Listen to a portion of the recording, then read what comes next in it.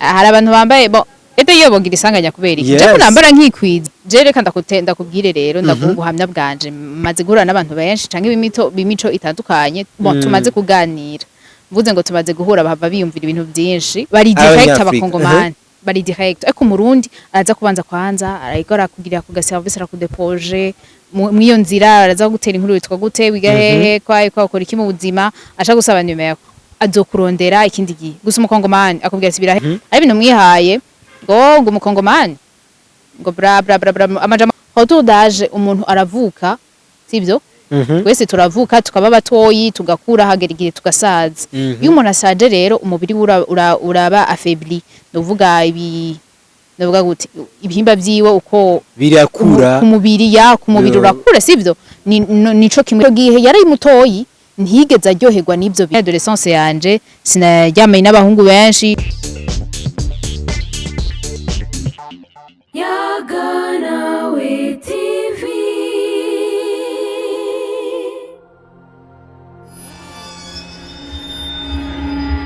Simwiriwe canke mwaramutse bivaye namwe mudukurikirana aho murereye. Ndabibutsa ko ari je Mr. Kid Trofo muri kumwe kuri microphone nkuko mwamaze kunyumva.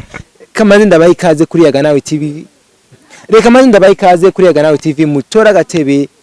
twicare tuganire mudukurikirane. Mfise umwikeme mwiza cyane imbere yanyu asa neza. Ewana. Commentaire ya mbere munsabe nimiho kwanza. Manze mani muri commentaire musabe nimiho kugira ngo ndabahe uno mwigeme turi kumwe imbere yacu. Manze ndamusabe kwanza abaramutse. Anabidondore ndazi ko munamuzi cyane. Hello bakunzi banje Yaganawe ni muri famille vraiment kirazira ko nza ndasubira kwipresenter imisi yose. Yes. Mais ndabaramukije cyane gose nizera ko muri ko muragira ibihe byiza hiwanyu. C'est belle bien ni na merveille. Ndabaye ikaze mu kiganiro cacu no munsi tugiye kuganira ibintu biryoshe gose twamba dufite ivyo tubabwira bien sûr ariko no munsi ndibaza ko biryoshe gusumba. Yeah. Anyway ni nakuberewe cyane usa neza. Merci. Ubuntu bw'Imana tu. Ubwo ntaza kuba abantu baza kugira isanganya mwibarabara ni bakubona mwibarabara. Hari abantu bambaye bo ete iyo bogira isanganya kubera iki je kunambara nkikwiza. Kukubona uburanga bw'umuntu uratuma umuntu oya uwo yohagarara ntiyogira ikibazo. Dusanzwe dufise n'abavye basubira muri nivuga gute basubira itoto. Mwa bino bihe turimo bashaka kwisubiza itoto ewana abati je nshaka kwisanzura ubwo ntihaza kuba abantu bagira ikibazo arahagarara mbwire nta nakimirega nta kose turabakiye tukabumviriza ko ni ikintu mu buzima kibashikira nabo turayakira nta kibazo bawe muri iki gihe ama déplacement goye wowe uyoze ko umuntu agwaye lift wowe ntaho gufashije cyane agukuye ngako mutanga gushika muri ville aho yo bamfashije gose nuko nyene bica biba bya company n'ibindi bintu byo gusaba utunimero gusa abarundi ndabakunda batandukanye n'abakongomani bakongomani cyane ndibusobanuro butandukaniye he batandukanye kubera ko bari direct abakongomani bari direct ariko umurundi araza kubanza kwanza arayigora kugira ku gaservice arakudepoje mwiyo nzira araza gutera inkuru witwa gute wiga hehe kwa ukora iki mu buzima asha gusaba nimero azokurondera ikindi gihe gusa umukongomani akubwira ati birahera okay rero je nagukunze agenda bikubwiye nganje nagukunze sinzi ko tera tuja muhiri wanje ubyo ndufate hotel quelque part nta birebi bakoresha umwanya vraiment ico nico ndabaziko yes nkanyi na merveille ni nabahe bantu bo muri proud navyo ukunda abarundi ukunda abakongomani bose ça dépend oya bose ndakunda bo mutima w'urukundo ba umutima w'urukundo biratandukanye n'ibyo wibaza gukunda umuntu uramukunda peu importe uko biba bimeze ariko ico kibazo akenyura mukunda azaye amajambo aramukunda okay je reka ndakutenda kubwire rero ndagubuhamya bwanje maze guhura n'abantu benshi canke bimico itandukanye tumaze kuganira mvuze ngo tumaze guhura bahava biyumvira ibintu byinshi ariko tumaze kuganira ndamaze kiravyibushe cyane kiravyibushe gose nico gituma waba usanga abantu ntawe gutandukanye mais laisse-moi te dire yuko biragoye bose biragoye ariko kandi sinocagura ngo nokunda ucanke nokunda urukunda aho ngo nyohiyanta hose nojayo bien sûr que mufise nka je imbaga nkizi wanje niko gusa jewe mvenda kubwira igituma ahantu hose nojayo kubera jewe n'abantu banci intege sindabumviriza ari bintu mwihaye ngo umukongomani ngo bra amajambo menshi ngo umukongomani ngageze hariya i Mombasa hariya hirya ngo hariya mwakajya gashoko hariya ngo oya barasize ndashaka kuvuga ucunwa mu bintu bitari ibyo gusa bakuze kuvuga ngo naba amajambo gusa ntibari sérieux ari umukobwa ushaka kuja mu rukundo ruri sérieux niwo batombera vraiment ariko ibyo ayo n'amajambo gusa kuko les bonnes personnes barahari muri bo ariko ni kubera nyene umujyambwa abumwe agatukisha umuryango c'est ça au fait. Yes, twikomereze mu biganiro byacu tugomba tuganire ku kintu kijanye na retour d'âge. Est-ce que Nina Merveille retour d'âge ayitiki ayifata gute?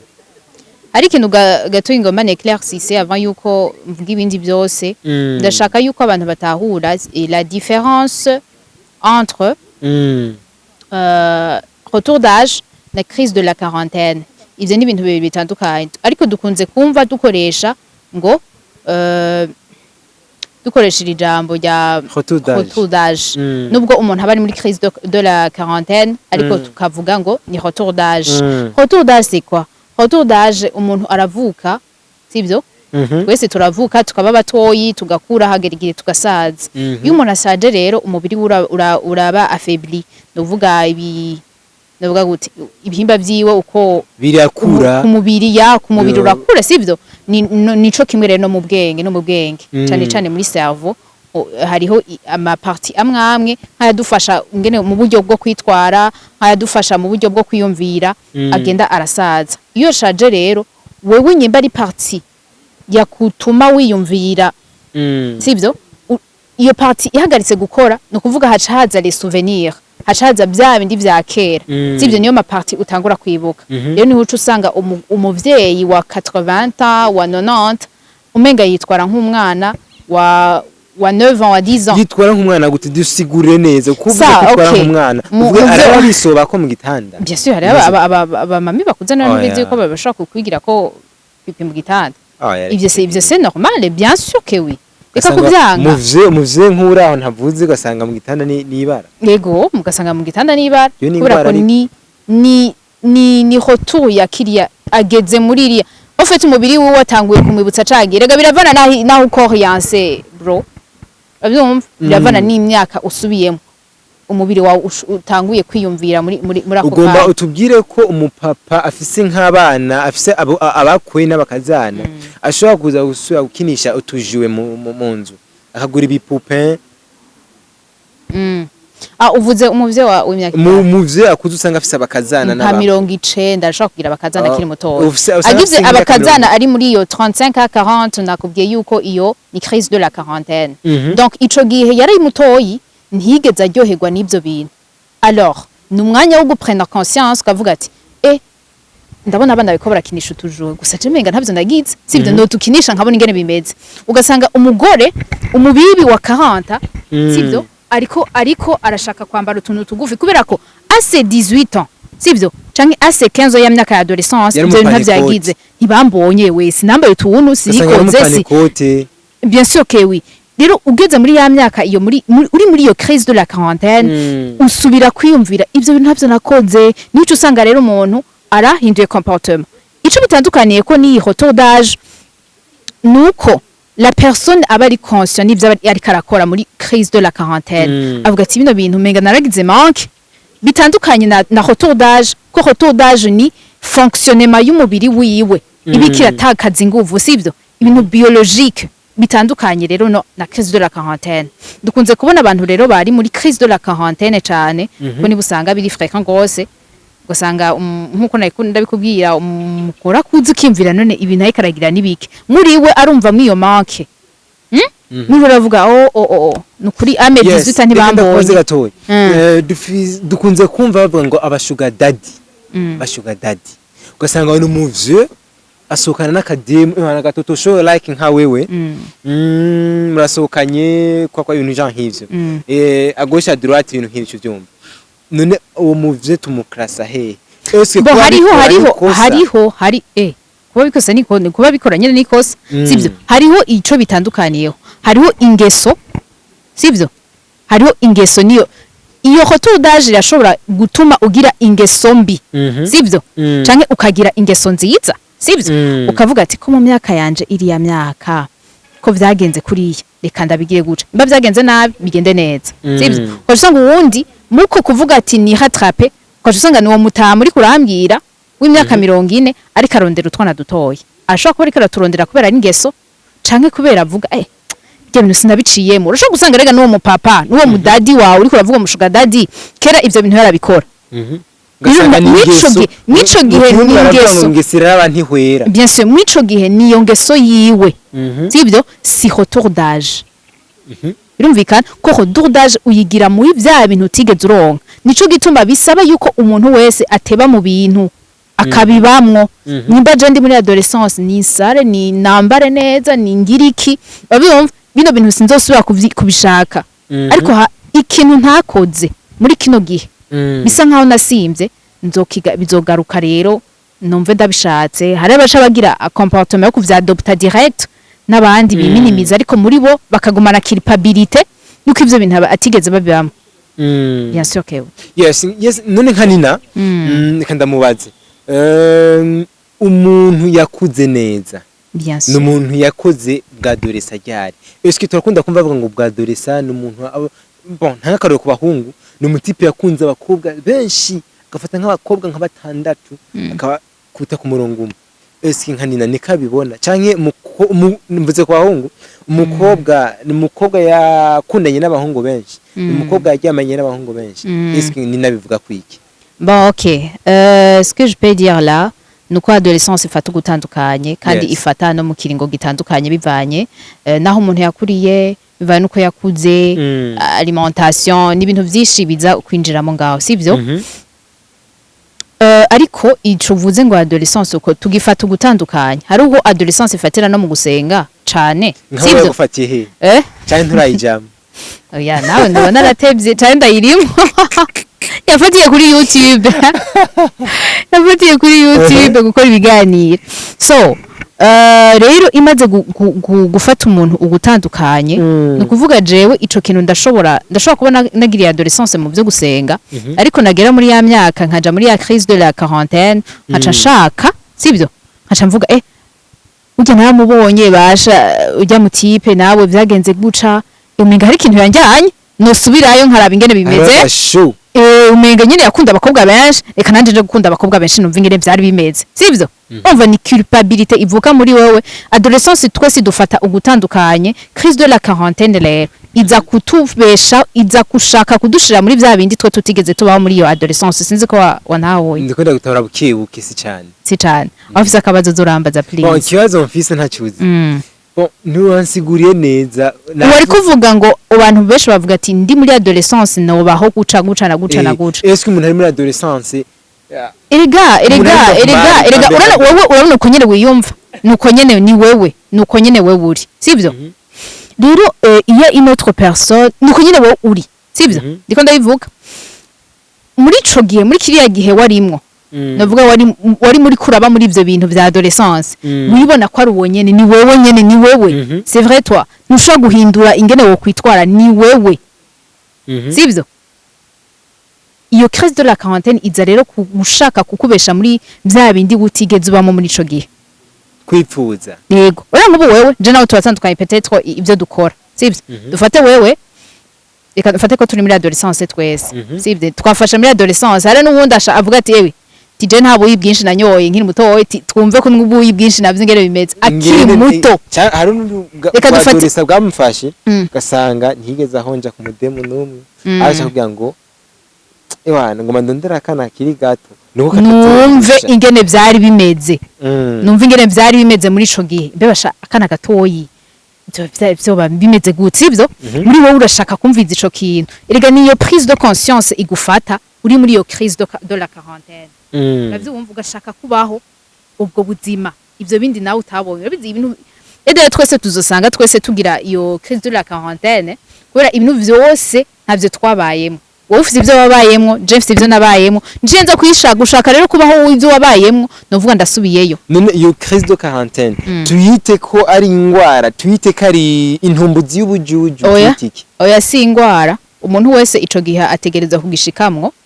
tutima ategereza gushika muri ico gihe ariko façon tuvyadopta twese comportement tuca tugira niyo dukwiye twebwe kujera yes sibyo nimba mvuze ati nkuko riko urabivuga ati muri adolescence yanje sinaryamaye n'abahungu benshi je sinaryamaye n'abakobwa benshi comportement za kwa adopta ntaco bitwaye sibyo wowe urabikarma ariko kuvyiyumvisha ivyo biri humain sibyo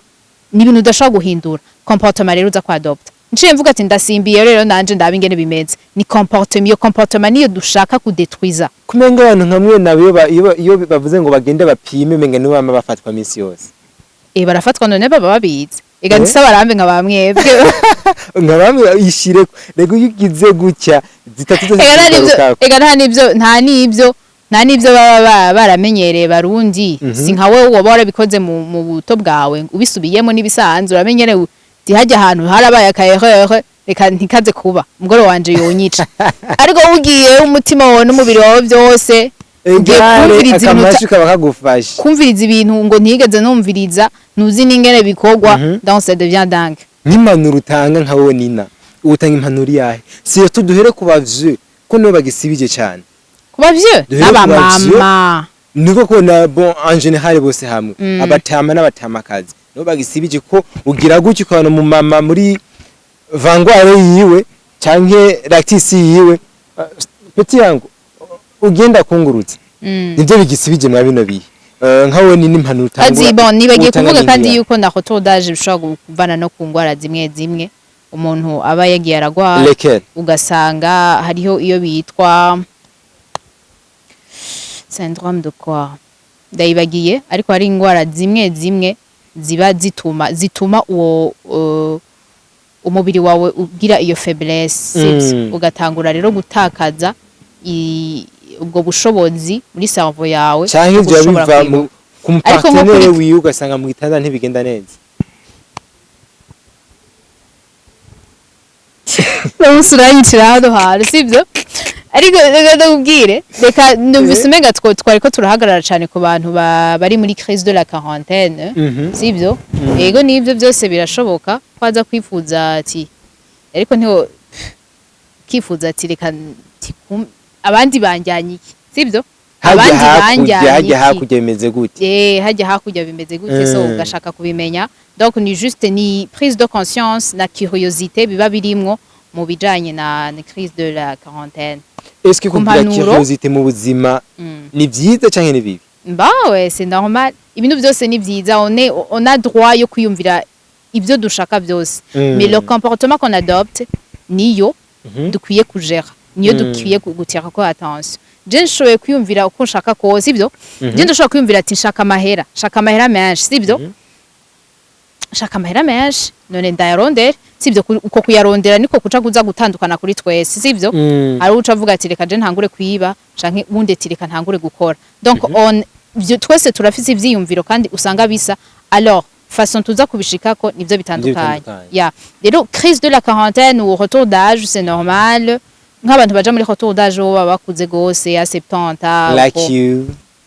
Jeo retour d'âge Jeo urangize mami hewe oya umbwira crise de la quarantaine nayo nyaragira ko ndayijamo iyo crise de la quarantaine akubwiye ni kuri yo 35 à 40 ko mu myaka ya 40 nkiyo sivyo rero twese nibisanzwe kuvuga ati est-ce que indoto zanje ngo narazishitseko kumenga nari nshaka kuba umu journaliste nico usanga kumenga nashaka kuja kuri TikTok usanga umuntu wa Usawe nibaza ko ayishitse koko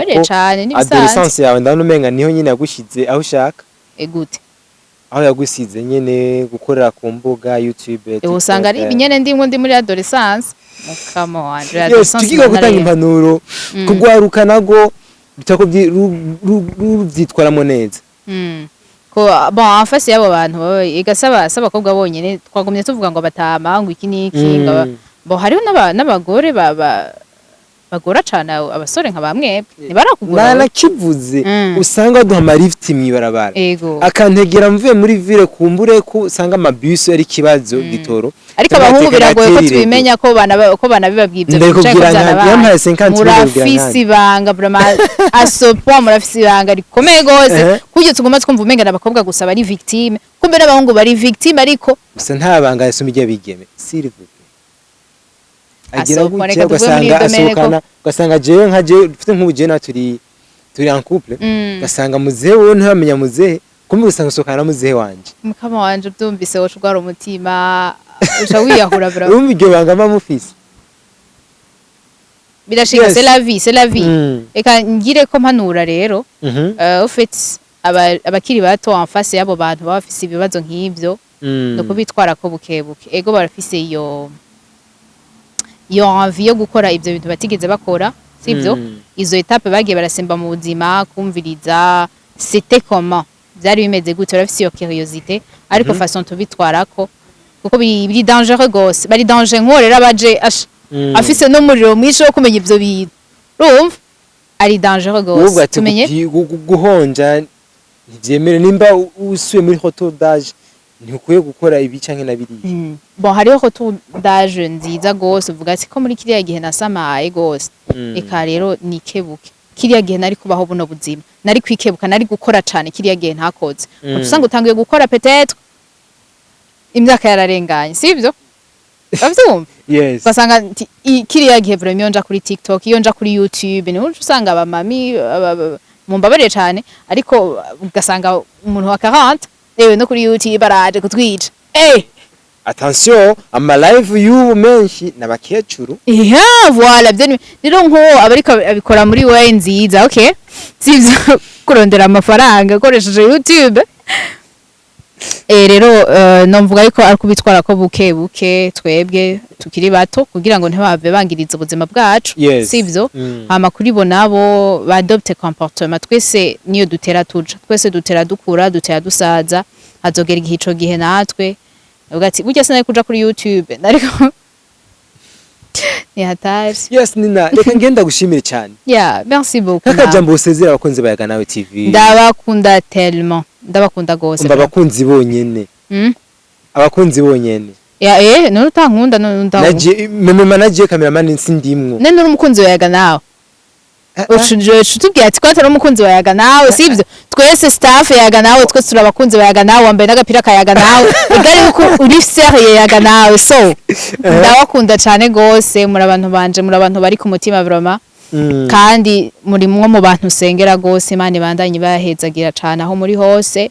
ndakunda ukuntu mukurikirana ibiganiro byacu kandi nze murasiga udukommentaire yes mutwanke waje reka ngige ko nshimira abakunzi mwese mwafasha kanya kudukurikirana kuri Yaga Nawe TV ndabibutse ko yari Mr Kido Trophy kuri munsi ya Yaga munsi hariho ikintu twabasigiye ca commentaire mutanga ivyumviro bitandukanye kubiganira mwifuza ko tubashigezaho byose mubishireko ndabibutse ko yari kuri Yaga Nawe TV ciao ciao